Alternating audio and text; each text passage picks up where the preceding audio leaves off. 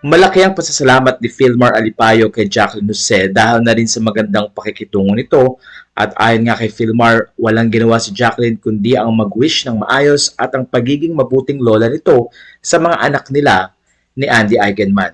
Kaya naman sa isang mensahe ay nagpasalamat si Philmar sa magagandang mga pahayag at sa mga magagandang encouragement na ibinigay ni Jacqueline noong nabubuhay pa ito. At isang mensahe din ang ibinigay ni Philmar Alipayo na kung saan nga ay pinakita niya ang ilan sa mga masasayang bagay na naituro sa kanya ni Jacqueline Jose. Kamakailan ay inihatid na sa huling hantungan si Jacqueline Jose at doon nga ay nakita ang kanyang mga kamag-anak at mga taong nagmamahal sa kanya. Dito rin ipinakita ni Philmar Alipayo ang kanyang mensahe na natanggap kay Jacqueline Jose bago ito pumanaw.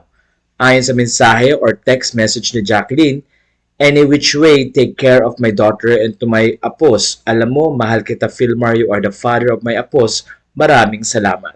Ayon kay Philmar, ito ang huling mensahe ng kanyang mother-in-law na si Jacqueline Jose at kung saan nga ay tumimo sa kanyang isipan ang magagandang alaala ng nasabing aktres. Kaya naman nagpapasalamat si Philmar na naging part siya ng buhay ni Jacqueline Jose at siya rin ang naging ama ng mga anak ni Andy Eigenman na kung saan ay lumalaking maayos at malaki din ang naging part ni Jacqueline Jose sa pagtulong sa kanilang pamilya.